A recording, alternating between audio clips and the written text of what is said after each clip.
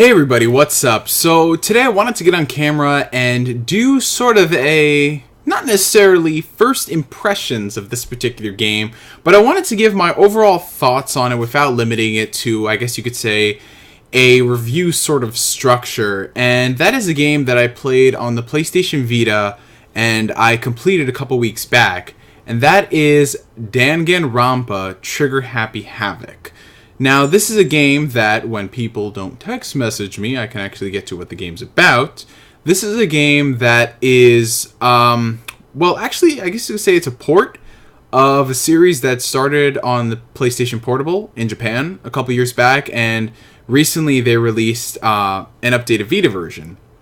And basically what we're playing over here in the States and in Europe is that Vita version. So it comes with a wealth of upgrades, better textures and backgrounds and extra content, all that stuff. So what I wanted to talk about today was really my experience with the game, because this was really a fresh experience for me. It's not really a game that I've played too many for the most part.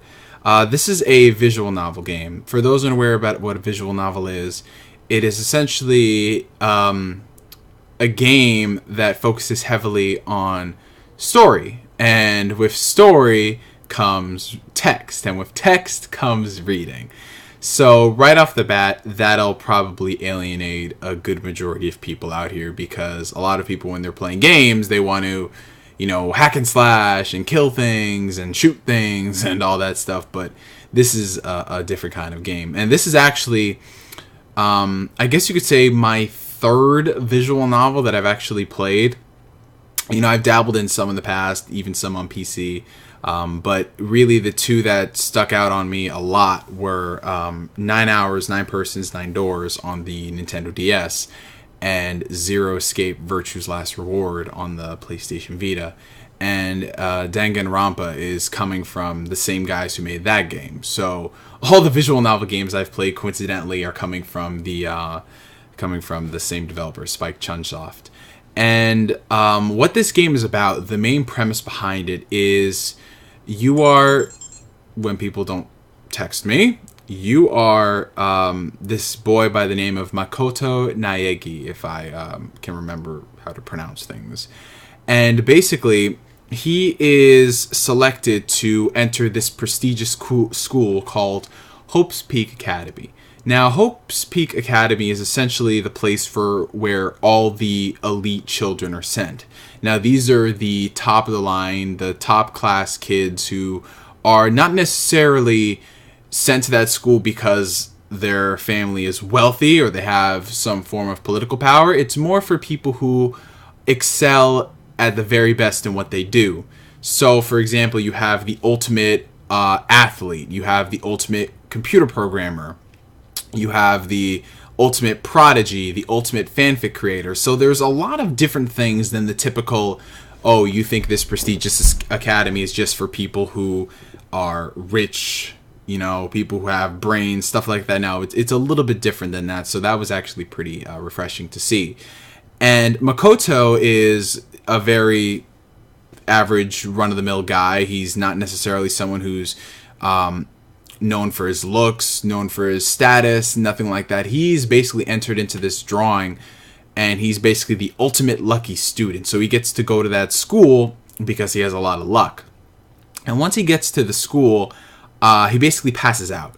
And next thing he knows, when he wakes up, he's in the same area, but the entire school is basically closed off from the entire world. I'm talking locked doors, security systems, machine guns if you touch something you're not supposed to, boarded up windows. It's just insane. It's basically shut off from the entire outside world. And when he wakes up, he's greeted to all of his other classmates who are in the same situation. And then from there, they meet this animatronic bear known as Monokuma. And Monokuma is the headmaster of Hope's Peak Academy. And he's a very awesome little guy. He's so humorous. He's definitely one of my favorite characters from the game. He's just so sadistic and cruel in the things that he would do. But at the same time, he's not afraid to do an about face and, go back to being this lovable, cuddly, somewhat really, really creepy little animatronic bear.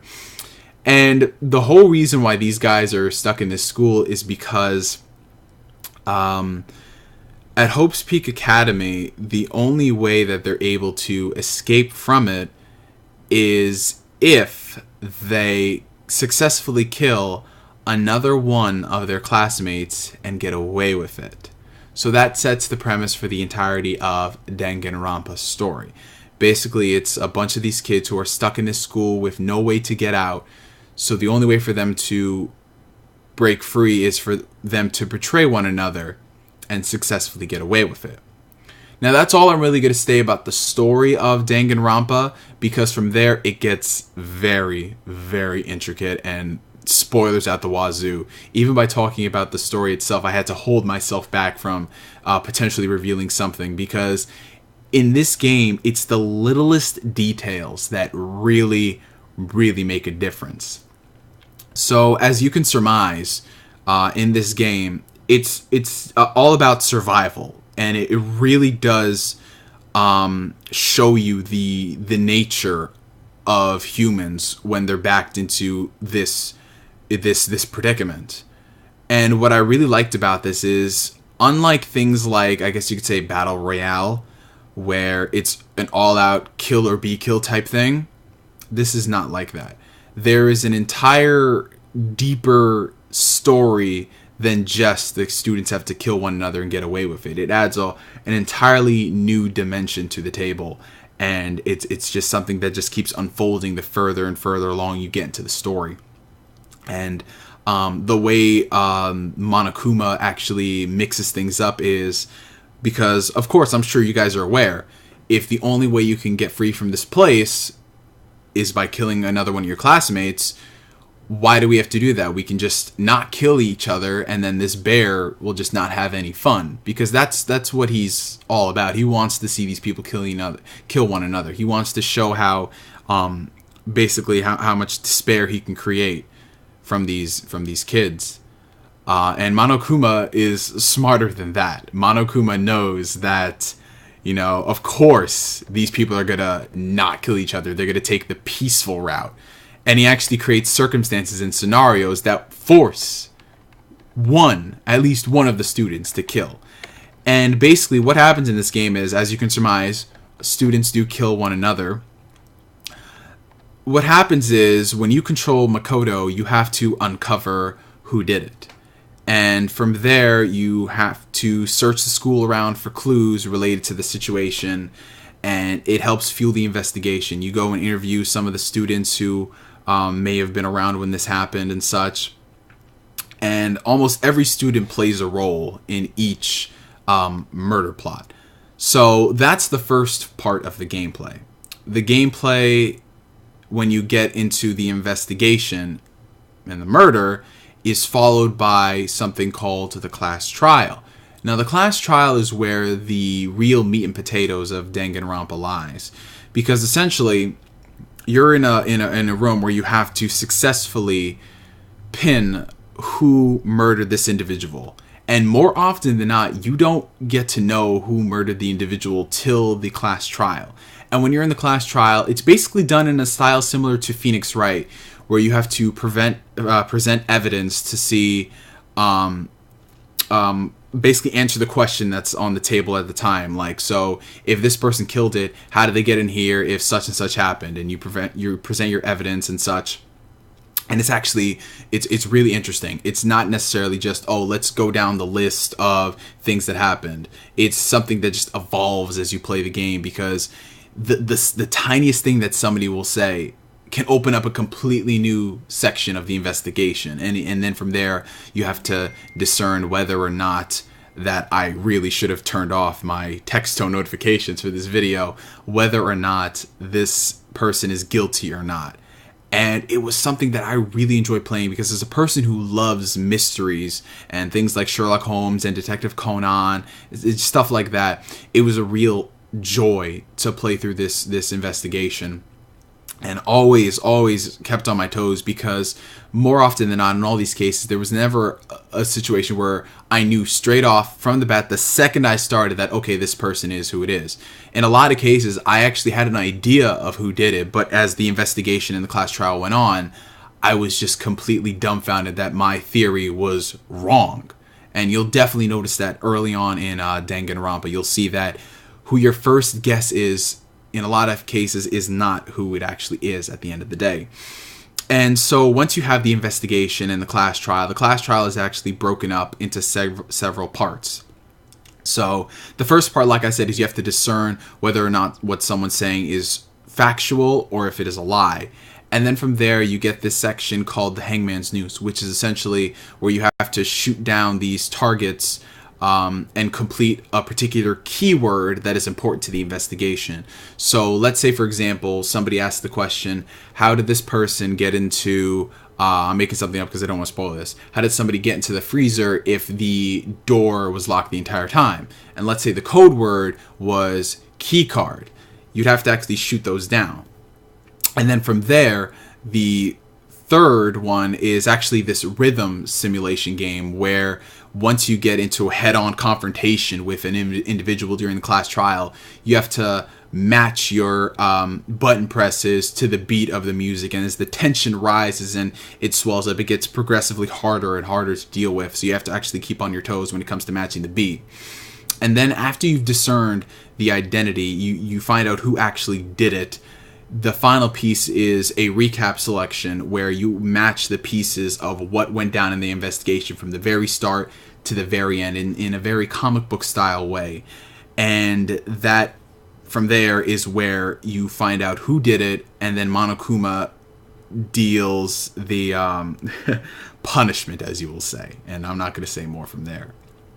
But yeah, the entire point of the game is to figure out who murdered whom, grammatical error probably, and just uncovering what really happened in Hope's Peak Academy. And it was just such a joy to play. I've never been so invested in a video game, a visual novel, before until I played Danganronpa. And it's something that's definitely got me more interested in the genre and wanting to play more of the games. I actually picked up the sequel just because of how much I loved the first game. And the story is pretty long. Like I said, you're probably going to be spending 25 to 40 hours to just uncover the entire investigation. And then from there, in the PlayStation Vita version, they've actually added this thing called School Mode, which once you beat Danganronpa, it's like this second story. It's not necessarily something that pertains to the main story. It's where you kind of just uncover more details about characters, and you can unlock new relationships and bonding with certain characters, so you can get trophies and get max affinity, if you will say. I'm actually going through that one right now, and it's very good. It's definitely not necessarily playing the game over again. It's just something completely different that's worth checking out. So those were, I guess you could say, my impressions on Danganronpa Trigger Happy Havoc. It's not necessarily a review, because I don't want to get up here and say, oh, well, this is the review of the game, because, I'm kind of straying away from just giving things numbers anymore. It's better for me to just effectively communicate my thoughts, and in some cases ramble on for 15 minutes about it. But if you have a PlayStation Vita, I highly recommend picking up Danganronpa Trigger Happy Havoc. It's one of the best games of the year. It's in my top 3 for game of the year, and I just cannot recommend this to people who love mysteries, to people who love visual novels, to people who love just something new and interesting away from all the monotonous stuff that we've gotten over the past couple years. So definitely do yourself a favor and pick up Danganronpa if you love any of those categories, as well as Phoenix Wright Ace Attorney. You honestly will not regret that. It's something that once you get onto it, you're going to be hooked. It's a very awesome game, and I'm definitely glad I spent time with it this year. So I want to thank you guys for watching this video. If you have played Danganronpa, post your comments down below. And as always, do not spoil it for people in the chat who have not played the game, because it is a story I want people to experience. It's just the one request I ask for you guys. I'm a GS signing out. Like always, I will catch you guys later. Peace.